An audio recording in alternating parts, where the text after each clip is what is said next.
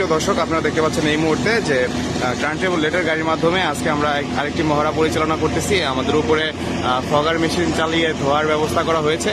আর এ পাশে আজকে আমাদের মহড়াটি সেনাবাহিনীর সাথে যৌথভাবে মহড়াটি পরিচালনা করা হচ্ছে। আর এই মুহূর্তে আমাদের এই পাশে দেখতে পাচ্ছেন আমাদের ফার্স্ট কলের যে কার্যক্রমগুলো তার বাস্তব চিত্র। আর এই পাশটা হচ্ছে টার্নটেবল লেটারের মাধ্যমে আমরা কিভাবে উদ্ধার করে থাকি। গত একটি ভিডিওতে আপনারা দেখতে পেয়েছিলেন যে বিমান বাহিনীর সাথে আমরা যৌথভাবে মহড়াটি করেছিলাম। আজকে আমরা মহড়াটি পরিচালনা করতেছি সেনাবাহিনীর সাথে। এই মুহূর্তে আপনারা আমার সাথে যারা আছেন অবশ্যই ভিডিওটা শেয়ার দিবেন। আমরা বাংলাদেশের সেনাবাহিনী এবং ফায়ার সার্ভিস কিভাবে দেশকে রক্ষা করব এবং দেশের সম্পদকে আমরা নিরাপদে রাখবো, এই উদ্দেশ্যেই আমাদের এই মহড়াটি বাস্তবায়ন করা এবং জনগণের সেবা আমরা কিভাবে বাস্তবায়ন করব।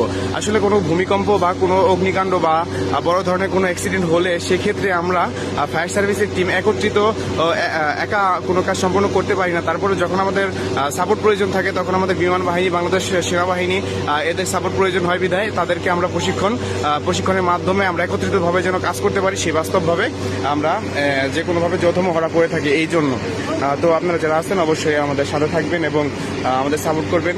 ইনশাল্লাহ সবার সাথে আবার পরবর্তী মহড়ায় দেখা হবে ইনশাল্লাহ।